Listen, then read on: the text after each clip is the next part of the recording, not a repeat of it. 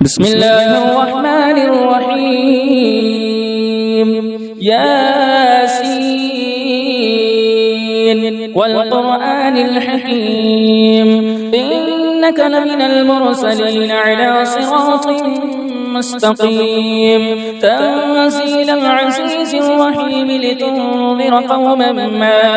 أنذر آباؤهم فهم غافلون لقد حق القول على أكثرهم فهم لا يؤمنون إنا جعلنا في أعناقهم أغلالا فهي إلى الأذقان فهم مقمحون وجعلنا من بين أيديهم سدا ومن خلفهم سدا فأغشيناهم فهم لا يبصرون وسواء عليهم أأنذرتهم أم لم تنذرهم لا يؤمنون إنما تنذر من اتبع الذكر وخشي الرحمن بالغيب فبشره بمغفرة وأجر كريم إنا نحن نحيي الموتى ونكتب ما قدموا وآثارهم وكل شيء أحصيناه في إمام مبين واضرب لهم مثلا أصحاب القرية إذ جاءها المرسلون إذ أرسلنا إليهم اثنين فكذبوهما فعززنا بثالث فقالوا إنا إليكم مرسلون قالوا ما أنتم إلا بشر مثلنا وما أنزل الرحمن من شيء إن أنتم إلا تكذبون قالوا ربنا يعلم إنا إليكم لمرسلون وما علينا إلا البلاغ المبين قالوا إنا تطيرنا بكم لئن لم تنتهوا لنرجمنكم وليمسنكم منا عذاب أليم قالوا طائركم معكم أئن ذكرتم بل أنتم قوم مسرفون وجاء من أقصى المدينة رجل يسعى قال يا قوم اتبعوا المرسلين اتبعوا من لا يسألكم أجرا وهم مهتدون وما لي لا أعبد الذي فطرني وإليه ترجعون أأتخذ من دونه آلهة إن يردني الرحمن بضر لا تغن عني شفاعتهم شيئا ولا ينقذون إني إذا لفي ضلال مبين إني آمنت بربكم فاسمعون قيل ادخل الجنة قال يا ليت قومي يعلمون بما غفر لي ربي وجعلني من المكرمين وما أنزلنا على قومه من بعده من وجود من السماء وما كنا منزلين إن كانت إلا صيحة واحدة فإذا هم خامدون يا حسرة على العباد ما يأتيهم من رسول إلا كانوا به يستهزئون ألم يروا كم أهلكنا قبلهم من القرون أنهم إليهم لا يرجعون وإن كل لما جميع لدينا محضرون وآية لهم الأرض الميتة وأحييناها وأخرجنا منها حبا فمنه يأكلون وجعلنا فيها جنات من نخيل وعناب وفجرنا فيها من العيون ليأكلوا من ثمره وما عملته أيديهم أفلا يشكرون سبحان الذي خلق الأزواج كلها مما تنبت الأرض ومن أنفسهم ومما لا يعلمون وآية لهم الليل نسلخ منه النهار فإذا هم مظلمون والشمس تجري لمستقر لها ذلك تقدير العزيز العليم والقمر قدرناه منازل حتى عاد كالعرجون القديم لا الشمس ينبغي لها أن تدرك القمر ولا الليل سابق النهار وكل هو في فلك يسبحون وآية لهم أنا حملنا ذريتهم في الفلك المشحون وخلقنا لهم من مثله ما يركبون وإن نشأ نغرقهم فلا صريخ لهم ولا هم ينقذون إلا رحمة منا ومتاعا إلى حين وإذا قيل لهم اتقوا ما بين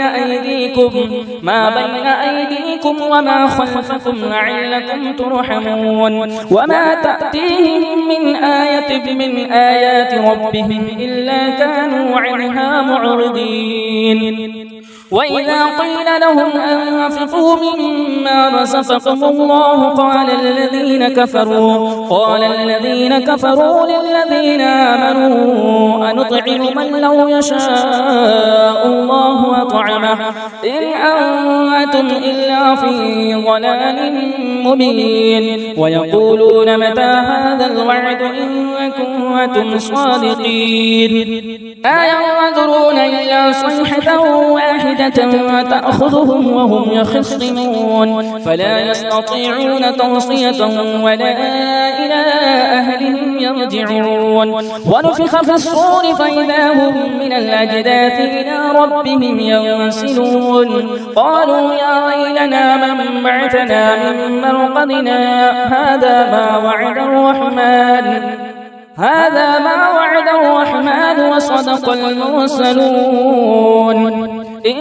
كانت إلا صيحة واحدة فإذا هم جميع لدينا محضرون فاليوم لا تظلم نفس شيئا ولا تجزون إلا ما كنتم تعملون إن أصحاب الجنة اليوم في شغل فاكهون هم وأزواجهم في ظلال على الأرائك متكئون لهم فيها فاكهة ولهم ما يدعون سلام قولا من رب رحيم وامتازوا اليوم أيها المجرمون ألم أعهد إليكم يا بني آدم ألا تعبدوا الشيطان إنه لكم عدو مبين واعبدوني هذا صراط مستقيم ولقد أضل منكم جبلا وكثيرا أفلم تكونوا تعقلون هذه جهنم التي كنتم توعدون اصلوها اليوم بما كنتم تكفرون اليوم نختم على أفواههم وتكلمنا أيديهم وتشهد أرجلهم بما كانوا يكسبون ولو نشاء لطمسنا على أعينهم فاستبقوا الصراط فأنى يبصرون ولو نشاء لمسخناهم على مكانتهم فما استطاعوا مضيا ولا يرجعون ومن نعمره ننكسه في الخلق أفلا يعقلون وما علمناه الشعر وما ينبغي له إن هو إلا ذكر وقرآن مبين لينذر من كان حيا ويحق القول على الكافرين أولم يروا أنا خلقنا لهم مما عملت أيدينا أنعاما فهم لها مالكون وذللناها لهم فمنها ركوبهم ومنها يأكلون ولهم فيها منافع ومشارب أفلا يشكرون واتخذوا من دون الله آلهة لعلهم ينصرون لا يستطيعون نصرهم وهم لهم جند محضرون فلا يحزنك قولهم إنا نعلم ما يسرون وما يعلنون أولم يرى الإنسان إنا خلقناه من نطفة فإذا هو خصيم مبين وضرب لنا مثلا ونسي خلقه قال من يحيي العظام وهي رميم قل يحييها الذي أنشأها أول مرة وهو بكل خلق عليم الذي جعل لكم من الشجر الأخضر نارا فإذا أنتم منه توقدون أوليس الذي خلق السماوات والأرض بقادر على أن يخلق مثلهم بلى وهو الخلاق العليم إنما أمره إذا أراد شيئا أن يقول له كن فيكون فسبحان الذي بيده ملكوت كل شيء وإليه ترجعون بسم الله الرحمن الرحيم الرحمن علم القرآن خلق الإنسان علمه البيان الشمس والقمر بحسبان والنجم والشجر يسجدان والسماء رفعها ووضع الميزان ألا تطغوا في الميزان وأقيموا الوزن بالقسط ولا تخسروا الميزان والأرض وضعها للأنام فيها فاكهة والنخل ذات الأكمام والحب ذو العصف والريحان فبأي آلاء ربكما تكذبان خلق الإنسان من صلصال كالفخار وخلق الجن من مارج من نار فبأي آلاء ربكما تكذبان رب المشرقين ورب المغربين فبأي آلاء ربكما تكذبان مرج البحرين يلتقيان بينهما برزخ لا يبغيان فبأي آلاء ربكما تكذبان يخرج منهما اللؤلؤ والمرجان فبأي آلاء ربكما تكذبان وله الجوار المنشآت في البحر كالأعلام فبأي آلاء ربكما تكذبان كل من عليها فان ويبقى وجه ربك ذو الجلال والإكرام فبأي آلاء ربكما تكذبان يسأله من في السماوات والأرض كل يوم هو في شأن فبأي آلاء ربكما تكذبان سنفرغ لكم أيها الثقلان فبأي آلاء ربكما تكذبان يا معشر الجن والإنس إن استطعتم أن تنفذوا من أقطار السماوات والأرض فانفذوا لا تنفذون إلا بسلطان فبأي آلاء ربكما تكذبان يرسل عليكما شواظ من نار ونحاس فلا تنتصران فبأي آلاء ربكما تكذبان فإذا انشقت السماء فكانت وردة كالدهان فبأي آلاء ربكما تكذبان فيومئذ لا يسأل عن ذنبه إنس ولا جان فبأي آلاء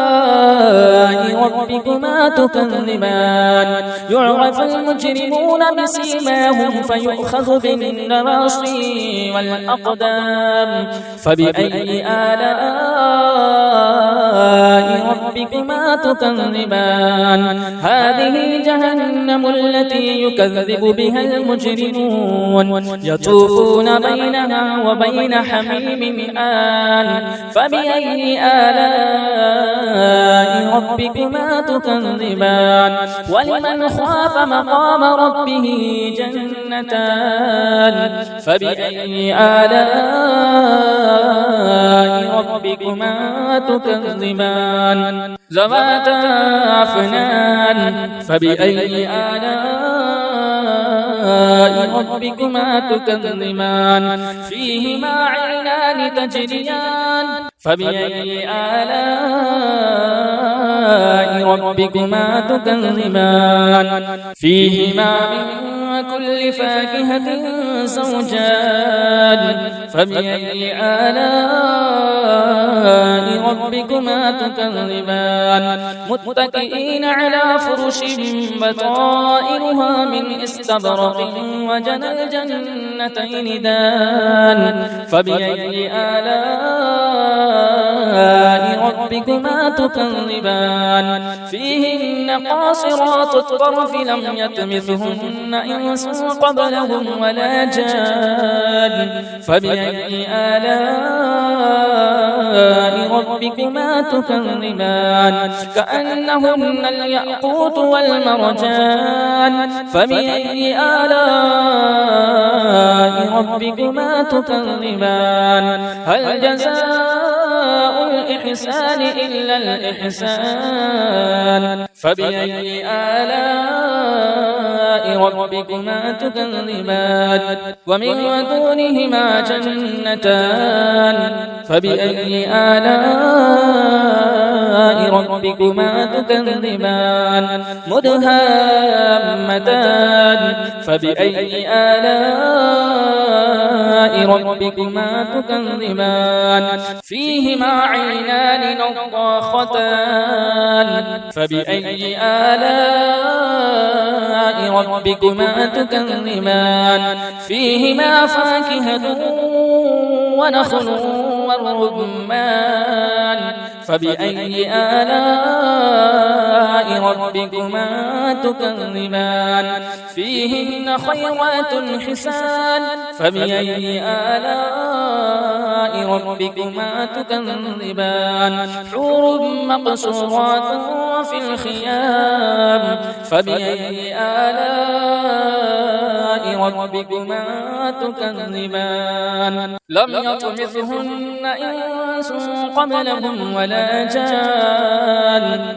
فبأي آلاء ربكما تكذبان متكئين على رفرف خضر وعبقري حسان فبأي آلاء ربكما تكذبان تبارك اسم ربك ذي الجلال والإكرام بسم الله الرحمن الرحيم تبارك الذي بيده الملك وهو على كل شيء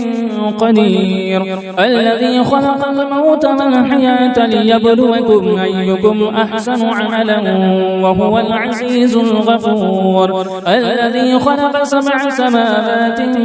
طباقا ما ترى في خلق الرحمن من تفاوت فارجع البصر هل ترى من فتور ثم ارجع البصر كرتين ينقلب إليك البصر خاسئا وهو حسير ولقد زينا السماء الدنيا بمصابيح وجعلناها رجوما للشياطين وأعتدنا لهم عذاب السعير وللذين كفروا بربهم عذاب جهنم وبئس المصير إذا ألقوا فيها سمعوا لها شهيقا وهي تفور تكاد تميز من الغيظ كلما ألقي فيها فوج سألهم خزنتها ألم يأتكم نذير قالوا بلى قد جاءنا نذير فكذبنا وقلنا ما نزل الله من شيء إن أنتم إلا في ضلال كبير وقالوا لو كنا كنا نسمع أو نعقل ما كنا في أصحاب السعير فاعترفوا بذنبهم فسحقا لأصحاب السعير إن الذين يخشون ربهم بالغيب لهم مغفرة وأجر كبير وأسروا قولكم واجهروا به إنه عليم بذات الصدور ألا يعلم من خلق وهو اللطيف الخبير هو الذي جعل لكم الأرض ذلولا فامشوا في مناكبها وكلوا من رزقه وإليه النشور آمنتم من في السماء أن يخسف بكم الأرض فإذا هي تمور أم أمنتم من في السماء أن يرسل عليكم حاصبا فستعلمون كيف نذير ولقد كذب الذين من قبلهم فكيف كان نكير أفلم يروا إلى الطير فوقهم صافات ويقبض ما يمسكهن إلا الرحمن إنه بكل شيء بصير أمن هذا الذي هو جواد لكم ينصركم من دون الرحمن إن الكافرون إلا في غرور أمن هذا الذي يرزقكم إن أمسك رزقه بل لجوا في عتو ونفور أفمن يمشي مكبا على وجهه أهدى أمن يمشي سويا على صراط مستقيم قل هو الذي أنشأكم وجعل لكم السمع والأبصار والأفئدة قليلا ما تشكرون قل هو الذي ذرأكم في الأرض وإليه تحشرون ويقولون متى هذا الوعد إن كنتم صادقين قل إنما العلم عند الله وإنما أنا نذير مبين فلما رأوه زلفة وسيئت وجوه الذين كفروا وقيل هذا الذي كنتم به تدعون قل أرأيتم إن أهلكني الله ومن معي أو رحمنا فمن يجير الكافرين من عذاب أليم قل هو الرحمن آمنا به وعليه توكلنا فستعلمون من هو في ضلال مبين قل أرأيتم إن أصبح ماؤكم غورا فمن يأتيكم بماء معين